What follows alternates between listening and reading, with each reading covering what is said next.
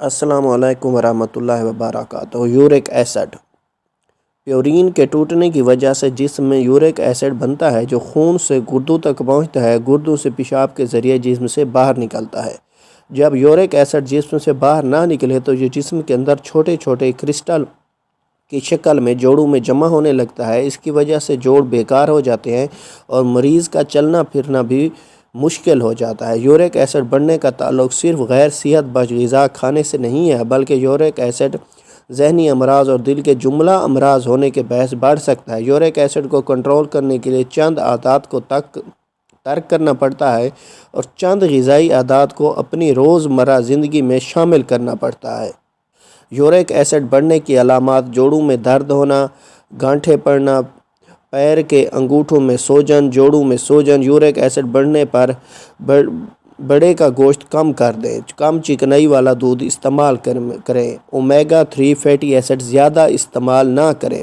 سرکہ ایک قدرتی کلینسر اور ڈیٹاکسفائر ہے۔ سرکہ ہمارے جسم سے فاضل مادہ جس میں یورک ایسڈ شامل ہے باہر نکالنے میں مدد کرتا ہے، بلکہ اس میں موجود ملکی ایسڈ یورک ایسڈ کو توڑ کر پیشاب کے ذریعے باہر نکالنے میں مدد کرتا ہے۔ ایک گلاس پانی میں 1 چمچ خالص رنگین سرکہ حل کر کے پینے سے یورک ایسڈ کنٹرول ہوتا ہے۔ یہ محلول 4 ہفتہ تک دن میں 2 مرتبہ استعمال کرنے سے یورک ایسڈ کنٹرول ہوتا ہے۔ لیمون وٹامن سی اور الکلائن سے بھرپور ہوتا ہے۔ لیموں کا عرق بظاہر تیزابی خصوصیات رکھتا ہے، لیکن اس میں موجود وٹامن سی یورک ایسڈ کو فوری کنٹرول کرتا ہے۔ 1 گلاس نیم گرم پانی میں آدھا لیموں نچوڑ کر پینے سے یورک ایسڈ کنٹرول ہوتا ہے۔ اس محلول میں حسب ذائقہ شہد یا چینی بھی ملائی جا سکتی ہے۔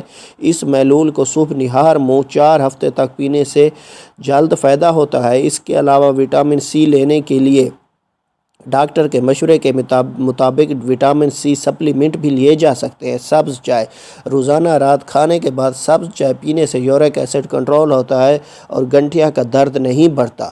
فائبر یونیورسٹی آف میری لینڈ میڈیکل سینٹر کے مطابق ایسے کھانے جن میں فائبر کی مقدار زیادہ ہو استعمال کرنے سے یورک ایسڈ کنٹرول ہوتا ہے، جیسے اسپغول، دلیا، جو، باجرہ، بروکلی، سیب، کینو، ناشپاتی، اسٹرابیریز، بلو بیریز، کھیرا، گاجر اور کیلا۔ یہ وہ غذا ہیں جو قبض دور کرتی ہیں اور جن کے کھانے سے پیشاب کھل کر آتا ہے، جس سے یورک ایسڈ کا اخراج ممکن ہوتا ہے۔ سبزیوں کا جوس عام طور پر ذیابیطس کے مریض کا یورک ایسڈ جلد بڑھ جاتا ہے اور وہ ایسی غذا نہیں کھا پاتے جس سے یورک ایسڈ کنٹرول میں آتا ہے، لہٰذا ایسے مریض جو ہر پھل اور ہر سبزی نہیں کھا پاتے انہیں روزانہ 1 گاجر اور 3 کھیروں کا رس نکال کر پینا چاہیے۔ اس جوس سے شوگر بھی کنٹرول ہوگی اور یورک ایسڈ بھی کنٹرول ہوگا۔ چیری اور اسٹرابیری چیری میں اینتھوسائنس نامی ایک جز پایا جاتا ہے جو یورک ایسڈ کو کنٹرول کرتا ہے۔ چیری اور ہیریز، اسٹرابیریز اور بلیو بیریز یورک ایسڈ کو کرسٹل کی شکل بننے سے روکتی ہے، کیونکہ یہی کرسٹل جوڑوں میں جمع ہو کر گنٹھیا کا درد پیدا کرتے ہیں۔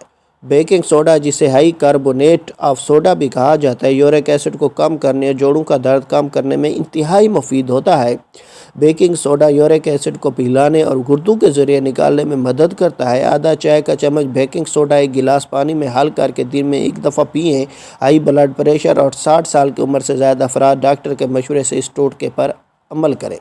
آسان ٹوٹکے: خالی پیٹ 2 سے 3 اخروٹ کھانے سے ہائی یورک ایسڈ کنٹرول ہوتا ہے۔ ایلو ویرا جیل میں آملے کا رس ملا کر پینے سے بھی یورک ایسڈ کی زیادتی کے باعث ہونے والا جوڑوں کا درد دور ہوتا ہے۔ ناریل پانی یورک ایسڈ کے لیول کو کنٹرول کرنے میں بڑا اثردار ہوتا ہے۔ 1 چمچ شہد اور 1 چمچ اشواگندھا پاؤڈر ملا کر 1 گلاس نیم گرم پانی یا دودھ میں ملا کر پینے سے یورک ایسڈ کنٹرول ہوتا ہے۔ کھانے کے بعد 2 سے 3 چمچ السی کے بیج چبا کر کھانے سے بھی یورک ایسڈ کنٹرول ہوتا ہے۔ اگر یورک ایسڈ بڑھنے سے گھٹنے کا درد ہو تو بتھوے کے پتوں کا جو صبح خالی پیٹ پئیں، 2 گھنٹے تک کچھ نہ کھائیں تو یہ بھی آپ کے لیے مفید ہے۔ کھانوں میں اجوائن کا استعمال کریں۔ ایک درمیانے سائز کے کچے پپیتے کے چھوٹے چھوٹے ٹکڑے کر کے بیج الگ کر لیں۔ ان ٹکڑوں کو 2 لیٹر پانی میں 5 سے 7 منٹ تک پکائیں۔ اس پانی میں 1 چمچ گرین ٹی کے پتے بھی ڈال دیں۔ پانی دن میں